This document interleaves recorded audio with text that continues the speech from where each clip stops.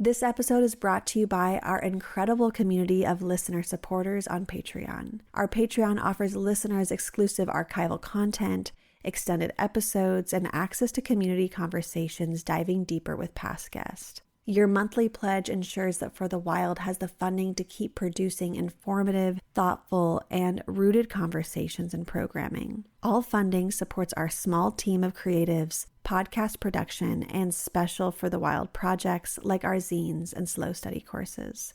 To support us on Patreon, please visit patreon.com/forthewild. Or if you would rather make a one-time donation or recurring donation outside of Patreon, please visit forthewild.world/donate.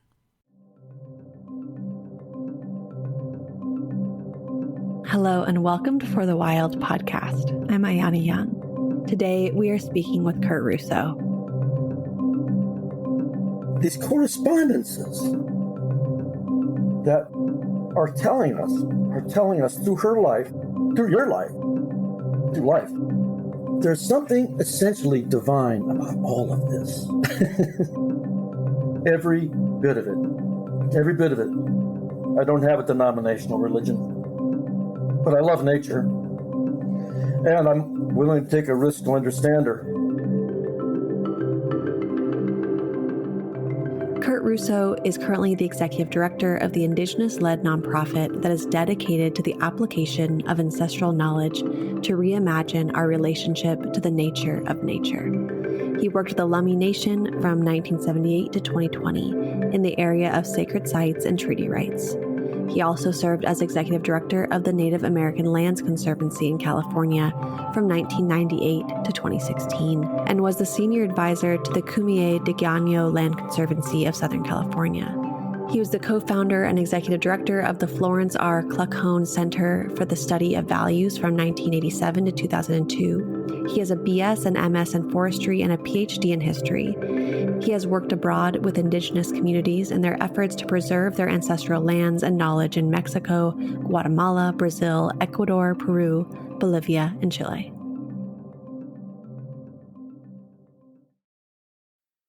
Oh, Kurt, it's so meaningful and special to be speaking with you again. And I know that personally and for our audience, our last conversation together was so impactful. And yeah, it just feels really important to be checking back in with you. So thanks for joining us. Mm-hmm. Likewise. Oh, goodness. It's hard to know how to begin talking and mourning together for Tokitae. And I just really want to start and focus this conversation in reverence to her. Tokitae, for those of you who don't know her, she was a Southern Resident Orca who died at the Miami Seaquarium recently. And our first conversation detailed the fight to bring her home. And now her ashes have been brought back to the Salish Sea where her relatives swim freely. But, oh gosh, clearly this is not the outcome that we, so many of us had hoped for. So I wonder if we can begin with, I know it's a hard question maybe to ask you about your grief, but it feels really at the surface, and maybe that's an important place for us to begin.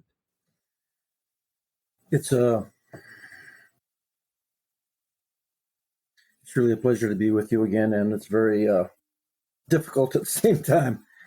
I want to offer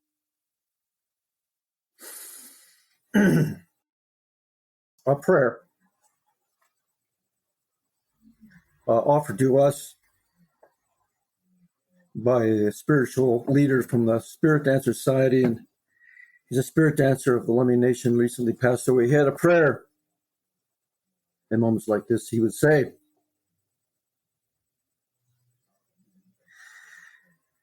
"When we die,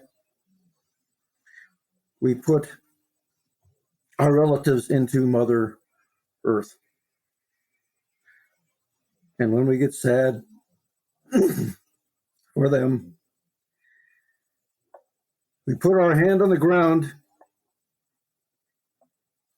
and we can feel their heartbeat. And we pick up our drum and we sing to them in the universal tongue of spiritual places where people live and die and are reborn into the creation. I offer that to Skelechuktanut. My hands go out to her relative, Raynell Morris, the elder matriarch of the Lummi effort to bring her home, who did bring her home a couple weeks ago in what to me is a magical, mythical, mysterious correspondence of worlds. So in that vein, I'd like to offer one other thing I think is appropriate to frame the mindset of what we'll talk about. And it comes from one of my favorite writers, Roberto Calasso,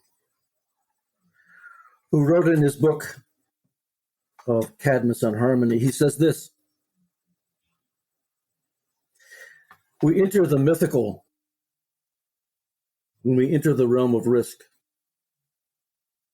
And myth is the enchantment we generate in ourselves at such moments. It is a magical bond that tightens around us. It is a spell the soul casts on itself. We must enchant ourselves.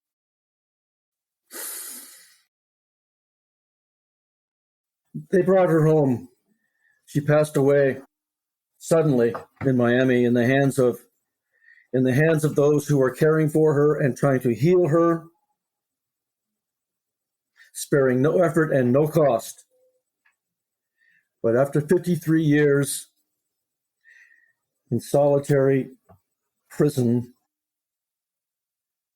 her body gave out. She was probably within a year of being brought back to her home waters alive. They took her to a place in Georgia. And before she was cremated, her relative Raynell was with her the whole time.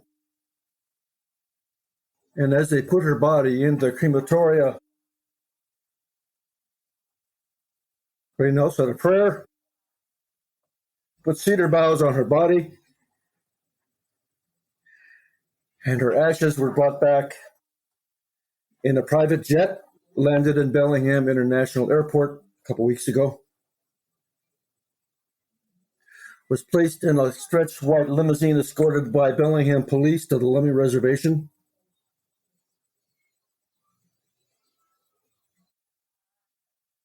Was taken out into the Salish Sea off the coast of the Lummi Reservation in a Lummi Indian law enforcement boat, escorted by Lummi fishermen. And as they were making their way out into the Salish Sea, they passed by a part of the reservation where a funeral was going on. There had been a lot of deaths at Lummi. The drug epidemic is intensifying. And they brought the boat to where the people were standing on the shore. They'd come out from the funeral to stand on the shore to honor and raise their hands, Tokitae. Hundreds of people with their hands raised. As the Lummi law enforcement boat made a circle, a counterclockwise circle, as they do at funerals, 4 times. And then they took her out into the Salish Sea, escorted by the United States Coast Guard.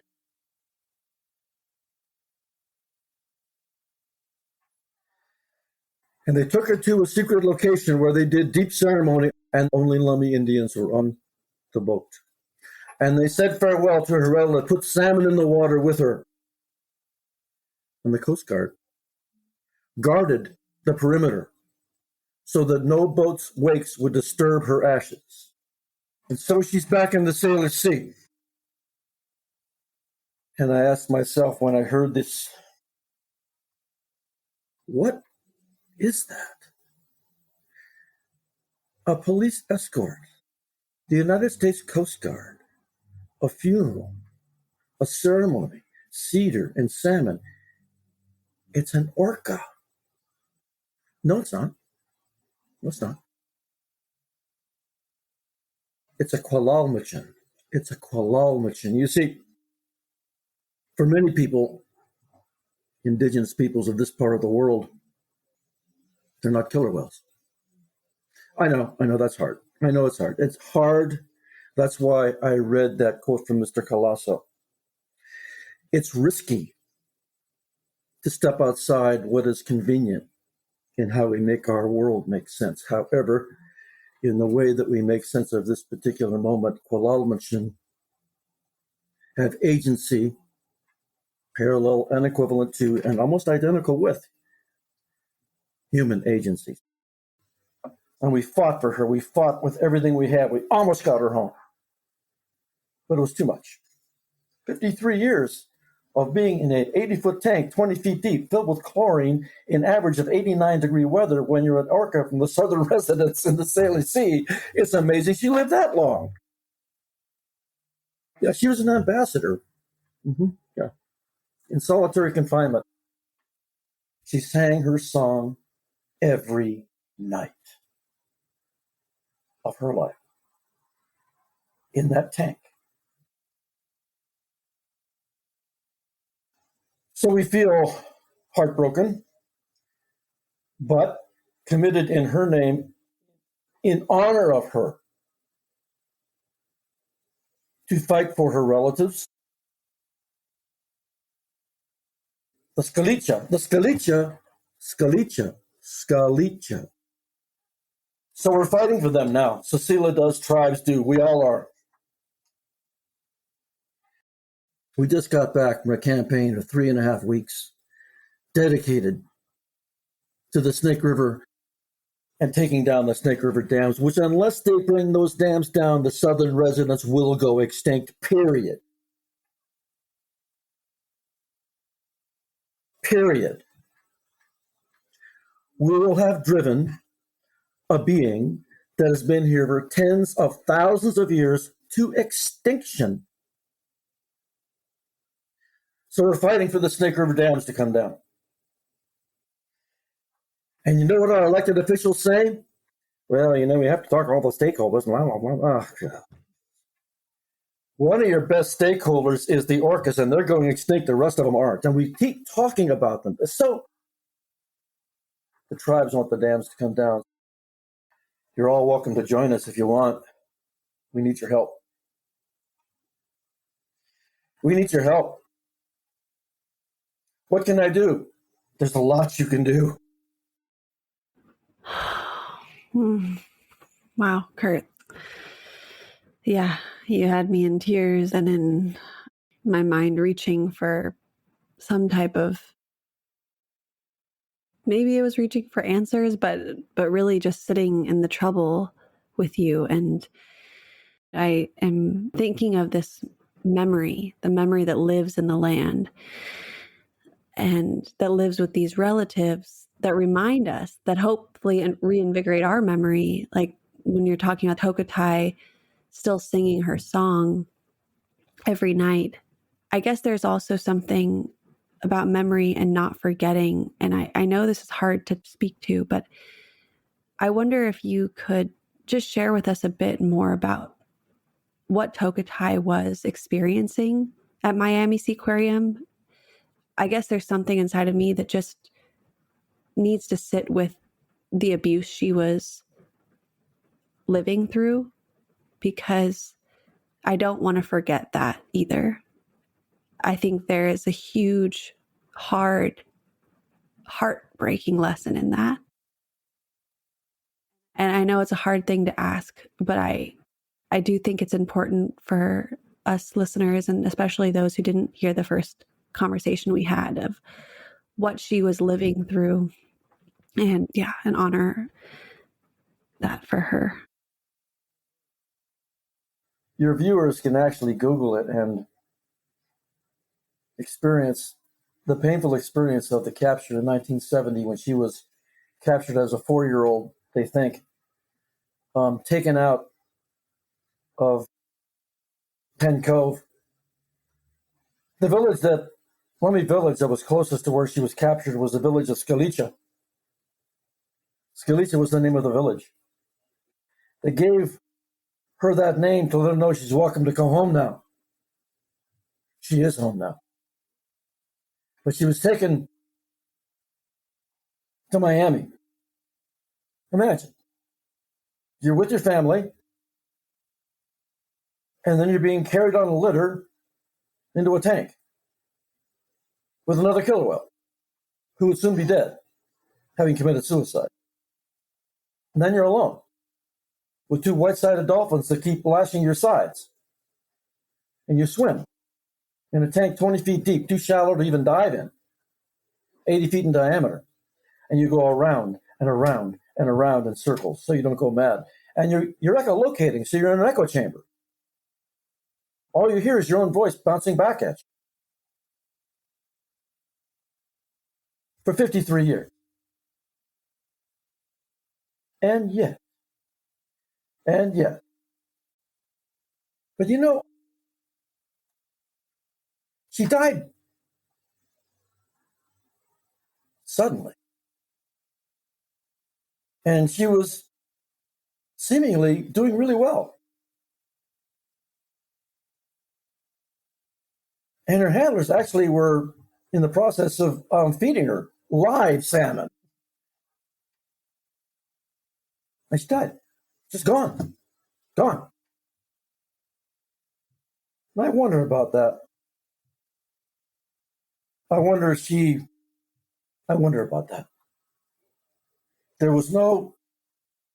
She was there and then she was gone. I don't pretend to know what that is. But I do know that, when you get, in this case, this close to beings of that nature, you realize something about yourself.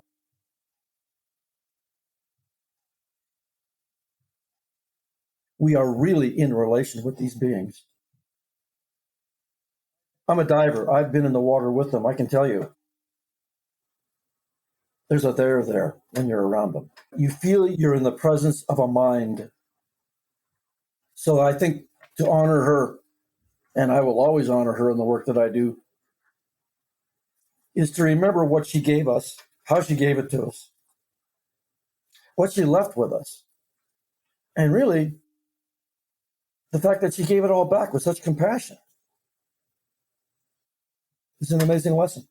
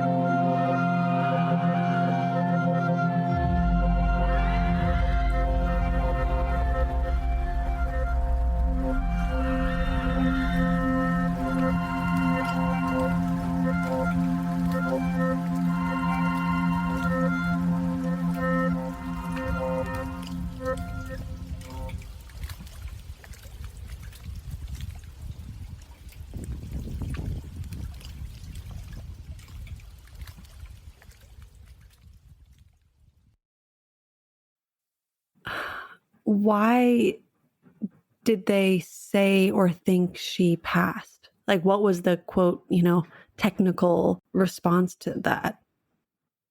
Kidney failure. Hmm. That's what we're told.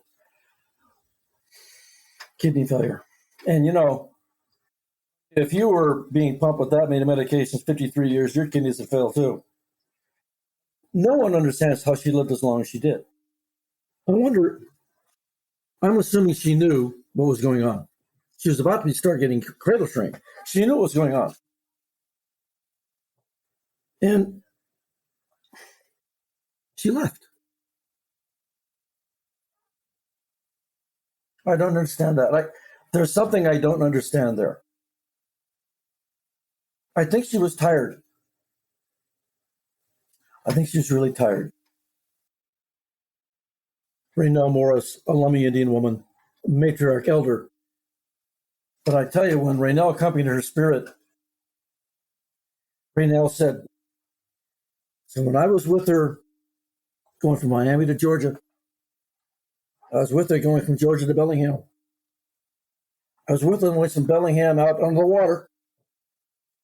I was with her when I told her, you're okay, we're still with you, don't worry. I was talking to her the whole way. I was with her when we put her ashes in the water, and she said, you know what? We did this ceremony, deep ceremony, one I've never seen. Deep ceremony of relationality.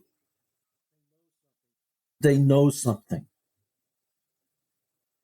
And she said, she left. She left. Her spirit went into the water and joined her family, and she was good with it. That's what I was told. And I come back to this over and over again.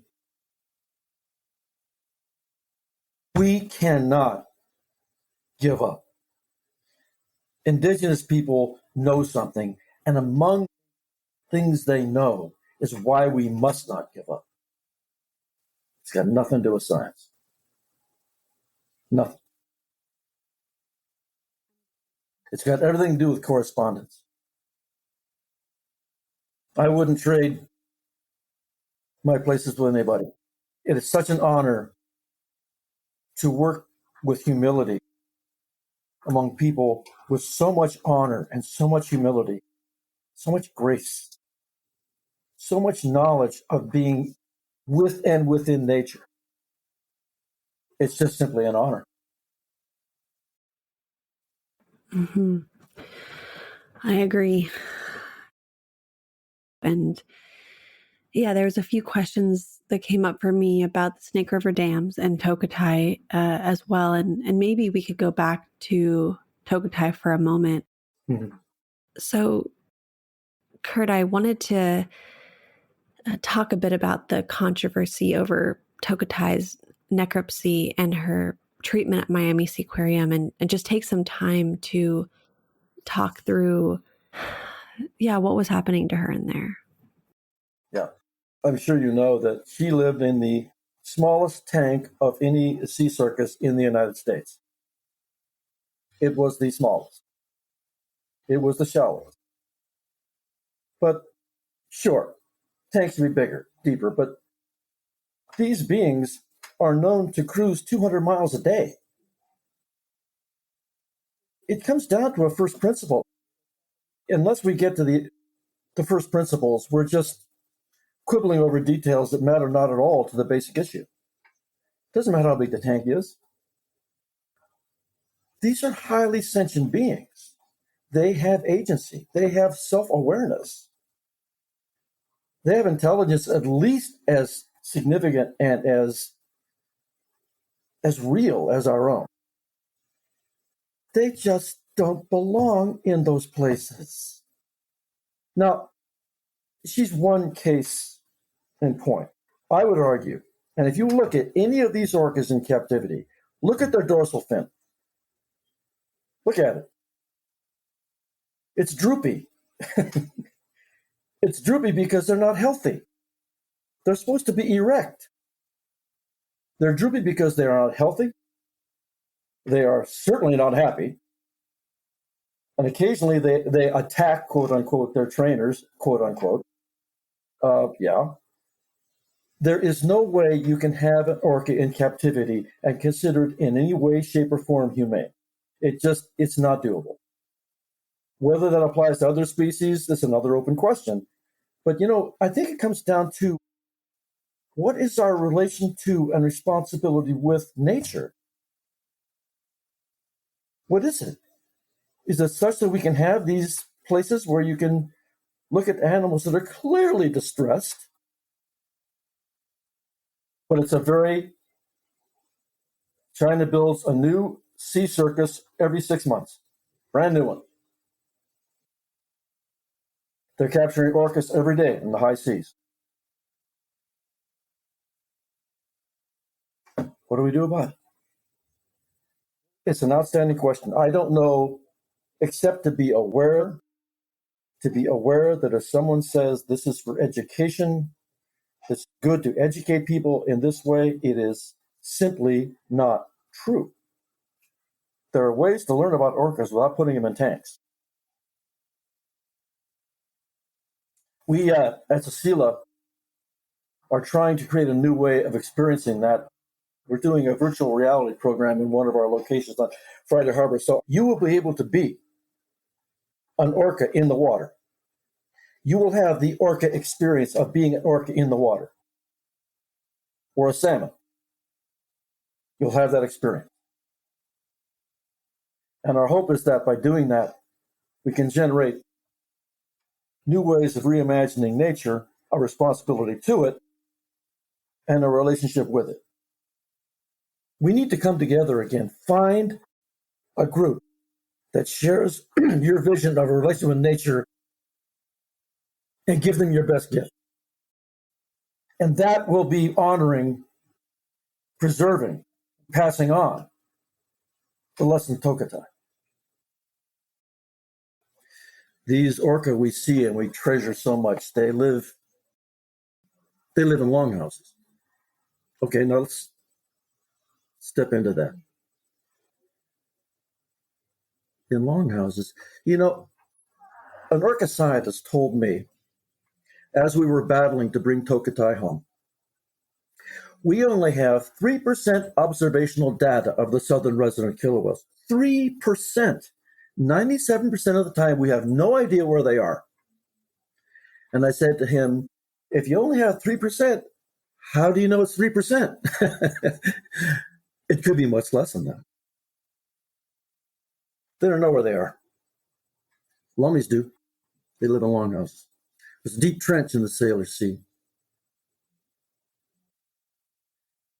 And in that deep trench, in those longhouses, the orca will go.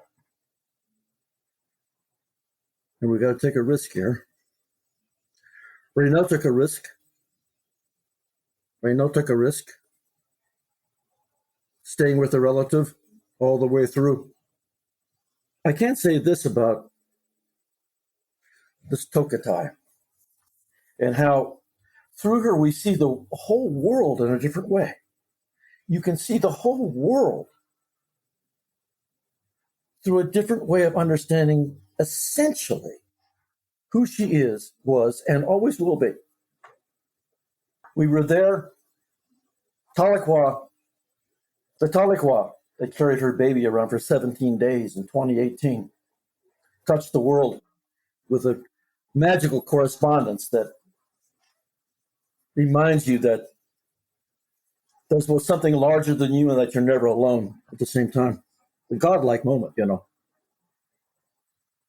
was the year we took that totem pole to Miami, all the way across the country, doing ceremony with that totem pole all the way across the country, that orca pole, all the way from Bellingham to Miami, blessed by tribes, many different places, all for her. I want to say one thing about that. You pardon me, but was it a bird? Was it a plane? Were they bees? What was this event that was blessing her pole? Down in California, we asked for a blessing from the Viejas tribe, the Kumeyays, San Diego County. Wonderful people, extraordinary people. Kumeyays. We said, we need a blessing for this pole. And they said, okay, bring it to the village. We took it to the village. And in the village, there was a tarp, and under the tarp were the elders. In front of the tribe was the totem pole, and standing in front of the totem pole was the chairman of that tribe. And he said, "We're here for a blessing." And he no sooner said that than we heard a plane coming. Sounded like a plane coming right at us. We looked up, tens of thousands of honeybees circling out of the sky, coming right down onto the totem pole. Everybody saw it. It was even filmed.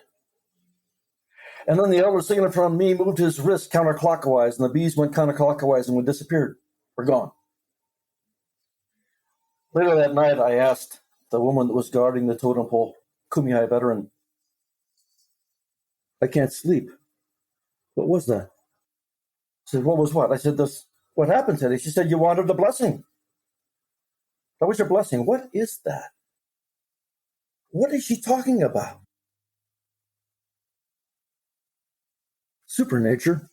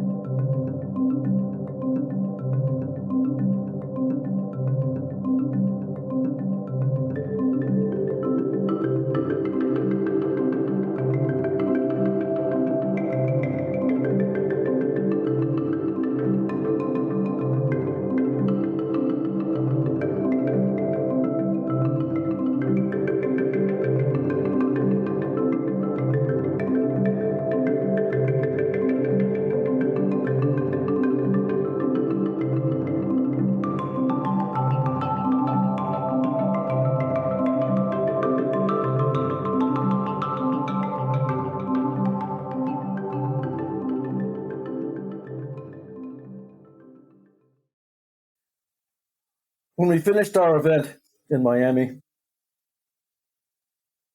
this moment came to mind today when I was driving. I live in Bellingham, up by Canada. And this morning when I was driving into town, there was a rainbow. I mean, a huge rainbow at 7 o'clock in the morning, just lavishing the sky. And I thought, supernature. I'm on doing this podcast today. I need that hope. I need that promise. And I thought of the drive back from Miami. Doug James, Joel James, the carvers of that totem pole, driving in their big truck. And me and my accompanying car, a scout car, I always go with them. And we're in Wyoming. Nobody on the highway but us. Driving side by side, going down the highway. And up in the sky, a dark sky at the end of the day, a very threatening sky. On the horizon was a patch of blue sky. Nearly a perfect square. And in that nearly perfect square of blue sky and a darkening, threatening sky was written the word, like it was written by someone's finger, Love. Everybody saw it, and it did not go away. It hung there for a long time. We pulled over, and the James boys said,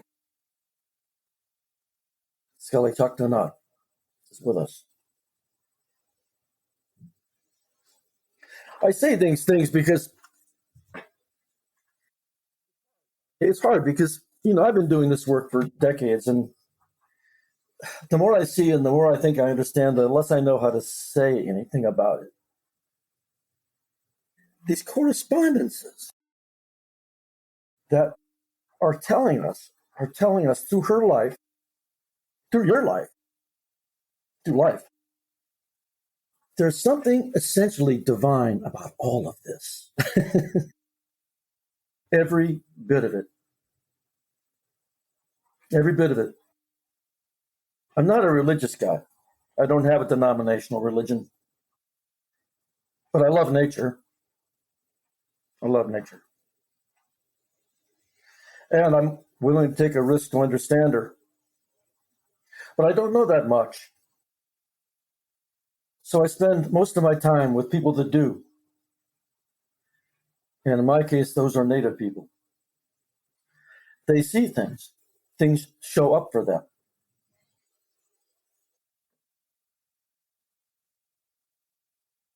Tokitae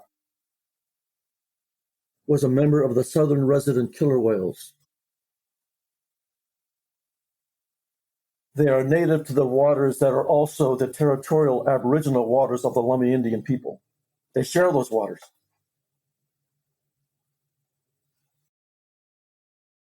The Southern Resident Killer Whales, her family, are on the brink of functional extinction. With 73 left, they're barely hanging on. Most of the southern residents were captured and taken away in the same capture that took place when they took Tokitae in 1970. The southern residents never recovered. How do these criminals get away with this? And I keep asking myself that question. I mean, what happened to her was criminal. They are criminals. Yeah, they have an amusement park. Okay. Do other things to amuse yourself. Nature is not here for our amusement. Cecilia is an all indigenous organization, except for me.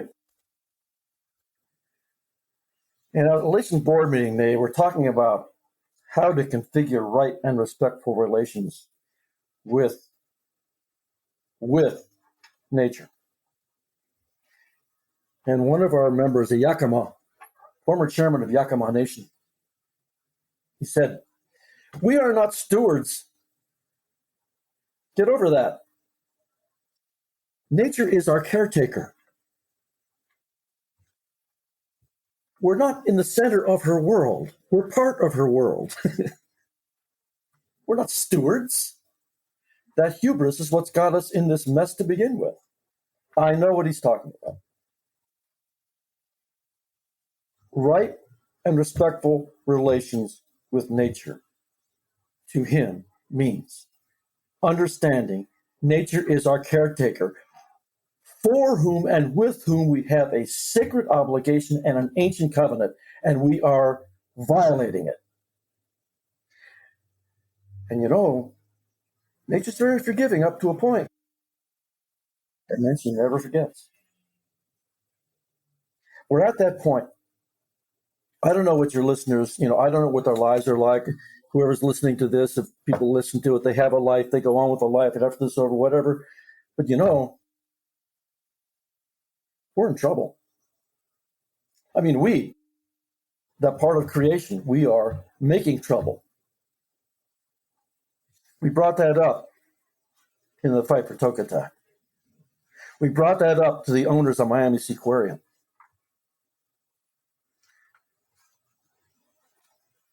They ignored us completely. They said, "She's an ambassador." To which we responded, "You are whoring her out for profit. That's what you're doing." So the tribes want the dams to come down, so we did this journey, our third journey. Let me share something, if I may. One of our board members, the Yakima gentleman, very well thought of in his own ways, very knowledgeable about his own ways, very fluent in his own language. He said to us when we were contemplating doing another journey on 2022 up the Snake River, he said, "Before you go up the Snake River, before you go to do ceremony, before you do that event, I need to go up and we need to honor the spirit of the waters. We'll do this, and then you can go on your journey." So he did. With other tribal members, he went all the way from eastern Washington to the Yellowstone Plateau,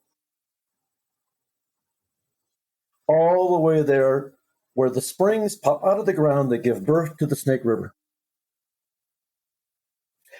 And they did ceremony at each site that represented the baby, the young one, the adult, and the elder. 4 ceremonies, all the way to the Pacific Ocean. This is what I'm getting to in terms of the quote I started off with. At every single place They spread a traditional table of food, traditional salmon, roots, berries, all of it for the waters. And they waited until the representation came to them that said the spirit of the waters is present. And go ahead. In the first ceremony,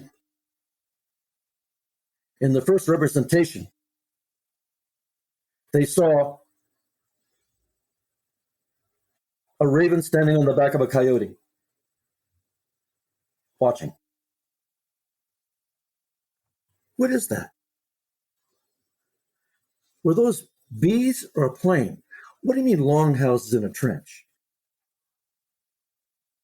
A raven on the back of a coyote, watching. At every single place, all the way to Astoria on the Pacific Ocean, similar kinds of appearances were proffered by the spirit of the waters to let the people know it was present. You know, I'm going to bore you with one quote here. This comes from a fantastic book by a French anthropologist that spent many years with indigenous peoples of the Amazon. And he wrote this amazing observation, which relates to bees and totem poles. It relates to longhouses and trenches. It relates to love in the sky. It relates to ravens on top of coyotes. And he said, and I quote, "In many cases, it is said that an individual of one species apprehends the members of other species in accordance with their own criteria, so that in normal conditions, a hunter will not realize that his animal prey sees itself as a human being, or that it sees the hunter as a jaguar. Similarly, a jaguar regards the blood that it drinks as manioc beer, while the monkey spider and the cacique bird thinks it is hunting is to a man nothing but a grasshopper, and the tapirs that a snake considers as its preferred prey are really human beings." Transubstantiation, transformation. I think the genius, at least of the people that I've had the great honor of coming to know a little bit in this part of the indigenous world, understand the perspective of transformations. And you know, one reason I think they do, they've been here for a very long time. They were here, the Lummi Indians and their relatives and the Kolon, they were here when where I am now sitting was under 3/4 of a mile of ice. And they were here. And they were here when the ice went away. They were here when the first cedar arrived 7,500 years ago. They were here when the orca came and the first salmon found its first stream. They were here. And they've seen all this transformation. And I wonder, what is the equivalent European experience of having that kind of place-based identity with the magical transformations, that transubstantial reality that lets you know things are never what they seem to be? And that's really been the essence of the battle for Tokitae. She wasn't just an orca, a blackfish or whatever. For Scalicia, they're not orcas either. For salmon. For water. I don't know what the answer is. But things I've seen that I come to believe are as real and as true as anything I knew before cannot be explained by the way I make my world make sense.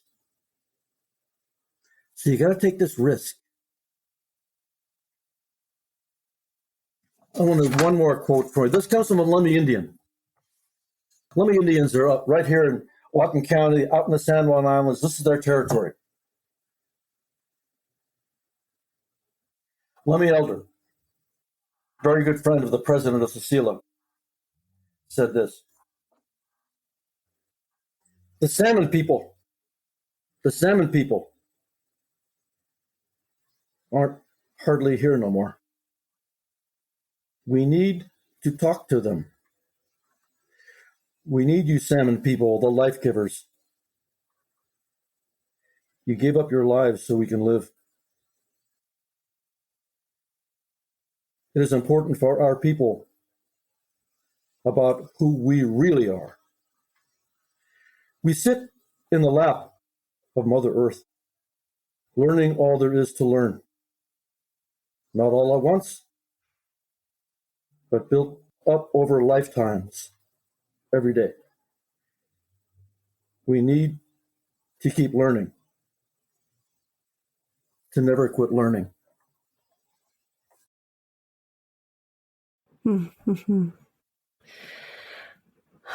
I'm being a bit of a devil's advocate just because I want to speak to, I don't want to say both sides because I don't know if I even believe that, but about the Snake River Dam. So I want to take just a moment to recognize how complicated climate change makes decisions like this.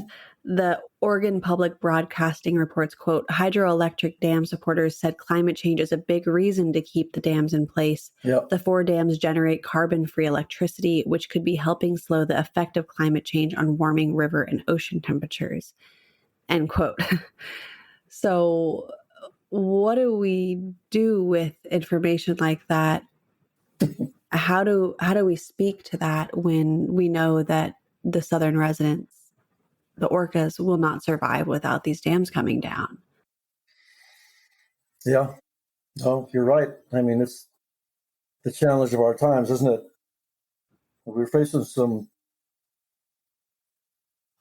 not so great choices. But to the issue of the dams and electricity, it wouldn't take much research to push back on that statement that someone may be making, that the lower Snake River dams generate valuable electricity. They don't.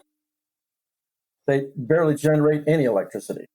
They're not a key. Other dams, there are 60 dams in the Columbia River Basin, of which the lower Snake River are 4. We're talking about breaching 1. And those 4 dams don't generate. You can look at the research of BPA's own research or the tribe's research. There's lots of it.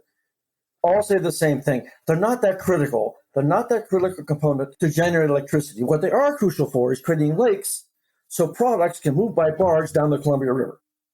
It's agriculture. It's not energy. And that is an issue. That is an issue, but it's not an insolvable one. There have been scenarios presented how the product can be moved downriver with barges after breaching the lower Snake River dams. It's all been laid out. So let me shift the language game a little bit, because what we're doing here is we're entering the frame of reference, which isn't the only one you can look at the issue through. Look at the issue through the treaty rights, the basic treaty rights, promises made in our name to their ancestors about their right to have their salmon lifeway. That was a written promise. They're not stakeholders. Farmers don't have treaties. And I know people don't like to hear it, but these dams are monuments to a stolen landscape. Stolen. The tribes never agreed to these dams. They weren't even consulted. There is a treaty right at issue here. A treaty right to have salmon. The Coeur d'Alene tribe of the Upper Columbia River Basin hasn't seen a salmon come upriver in decades. They have to truck them in. It was a treaty right. So, yeah, electricity is important. Agriculture, no question. But, hello, we signed a treaty. One last thing. climate change. A fast-moving river is cooler than a slow one. Taking down the lower Snake River dams will cool the waters, everything downstream be cooled, and the salmon can get upstream to higher elevation to spawn, where the waters are many hundreds of thousands of acres are now not available. Salmon, otherwise be great habitat, will be made available so they can go further up to spawn. It actually has a climate change component. What I can't figure out in looking at all this is, what is the problem? I mean, why? And you know what I think it comes down to? I know this sounds strange. It comes down to organizational turf. BPA is a country. Bonneville Power Administration is like the Corps of Engineers. It's a country. And they don't want to run the risk. If they take down these dams, they're afraid all the dams will have to come down. It's not even about the lower Snake River dams. It's about the precedent. We're in a tough spot. We made some promises. We broke them. We got to make it right. That river is a slave. It's a slave. It needs to be free.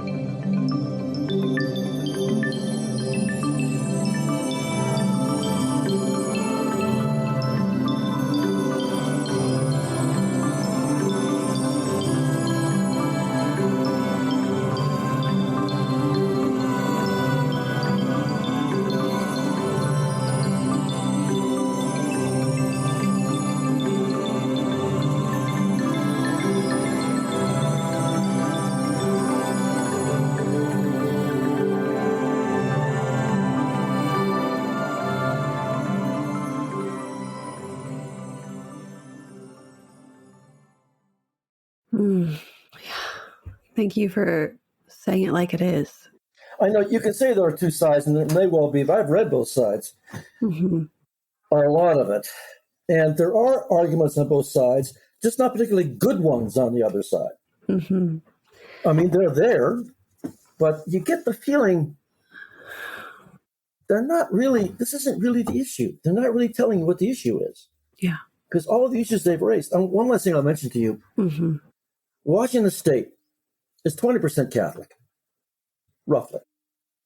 Our governor is a Catholic. Our president's a Catholic. Our two senators are Catholics. Just saying. The four leading Catholic bishops of this state have stated with unequivocally the tribes are the primary dialogue partners when it comes to what happens on the snake.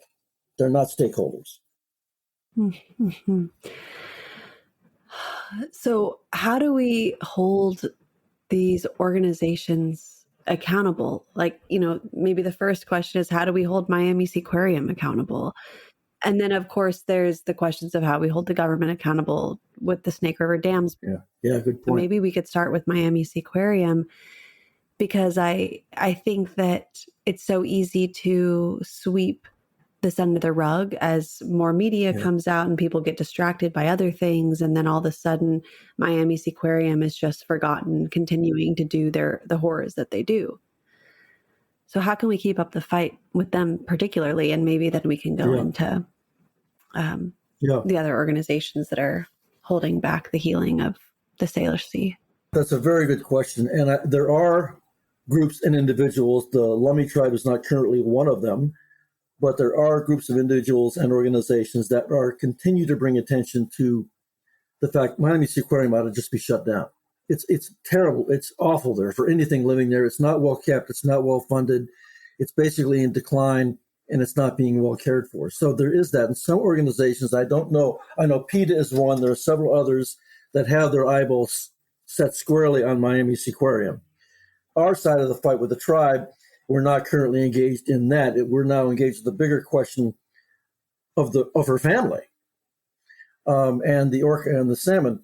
So what I would suggest, if people want to know how they could get involved in making their voices heard about Miami Seaquarium, there are two places to go. One is PETA, P-E-T-A is the initials. And the other is Orca Network, Orca Network. And if one wanted to know how you can make your voice heard all the way to Miami Seaquarium, those two organizations can help you. The dams, at the end of this month, supposedly, a decision will be forthcoming among the various litigants about a solution to breaching the lower Snake River dams. The Biden administration has been really good on this one. They're really pushing for a good solution. And so all of the litigants have put the case on pause, the legal case, hoping the parties can come to a decision. We'll know at the end of the month what that will be. Whether it will be taking the dams down now, later, or ever. And at the end of the month, we'll know. Earth justice is the main legal beagle right now on that fight. The Nez Perce tribe is doing a big event in November, the Unity event about orca, salmon, and the dams. They're doing a big event in Everett, Washington. Tribes, NGOs, everybody. If someone in this area would like to attend that, they are certainly welcome to go to that and see where they can get involved. They just go to the Nez Perce, N-E-Z Perce, P-E-R-C-E tribe, and you'll see reference to that event. We're waiting right now to see what happens at the end of the month. But most of your listeners, I'm sure, have a skill or two or three that a local tribe, by that I mean somewhere in your state, in your local area, in your county, there is a tribe you can work with. And if you come to know their relation with nature, it will give you inspiration, reimagination, and give you hope. They never give up hope. Imagine what they've been through. That's what I would suggest. Mm-hmm. Okay. Yeah, it's good to know about those events. Oh, yeah. And as we begin to conclude, I think that question of, maybe we call it the dark forces, not that we'll be able to understand it or figure it out in this conversation or maybe our entire lives, but there is some type of spiritual warfare happening. And the extermination of Indigenous people makes sense in that design, because if you want to disconnect from nature and relationality, then you want to get rid of any energy that has that type of power to connect back, because it is such a powerful force. So why would you want that around if the force that you're working with is about really extermination of all living things? Where that comes from, I don't understand. I think it's maddening that we and whoever we're talking about, the ones who are totally enraptured and captured by the dark forces, that I don't understand why those people would even agree to ecocide. It doesn't rationally make sense. Why would anybody think that killing the earth is a good idea? For what? For commodity? But why? I mean, we know what it equals. It equals death. So it's very much even against the survival mechanism inside ourselves, that innate survival mechanism. Well, that's the point. Yeah. I mean, late state capitalism has a death wish. And it's imposing itself on humanity. But to one last thing you were saying, it's not, I don't think, in my opinion, and it's not original with me, but it's not really a them. It's an it. And it is this place in history, and it moves like a lava lamp. It just reshapes itself based on sort of the atmosphere of history, is the relationship between power and knowledge. And there's a nexus where they meet. And the nexus where they meet is what enchants its era. This particular one is a dark one, because the power and the knowledge are both utilitarian, rationalistic, and materialistic.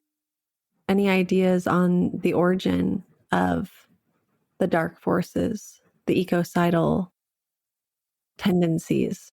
Well, I may offend some of your listeners. Great. Let's hear it. Christianity. Bottom line. Is the dark force of the last 1,700 years. And I'm gonna ask beyond that, but why? Where did it come from before that? How was it created? Why was it created? Boy, that's a good question. I mean, I don't see it in evidence.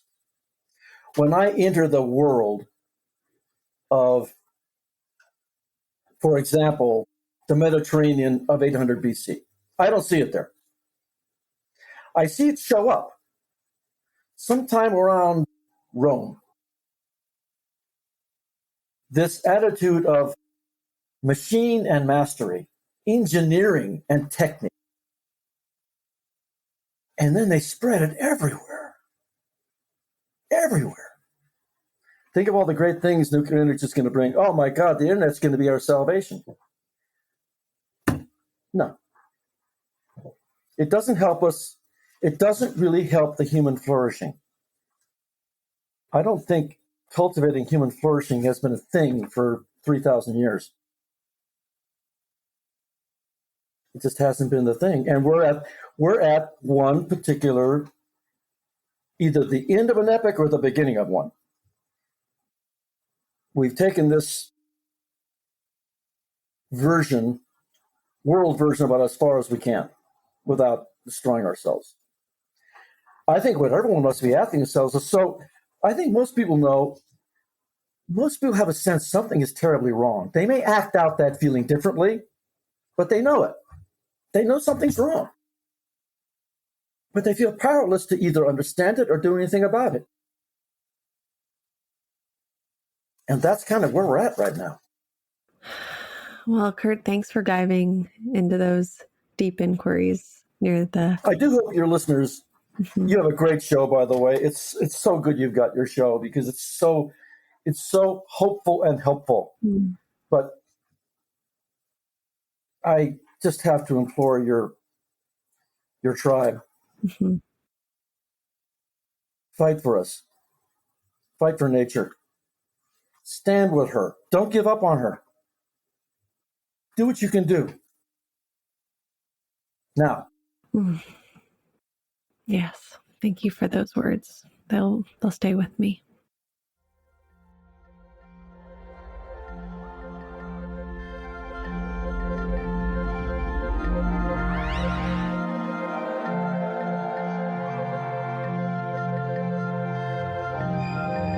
Thank you for listening to this episode of For the Wild. The music you heard today is by Julius Smack and Francesca Hart, courtesy of the Leaving Records record label. For the Wild is created by Ayana Young, Julia Jackson, Erica Ekram, Bailey Bigger, Jackson Krupp, Evan Tenenbaum, and Jose Alejandro Rivera.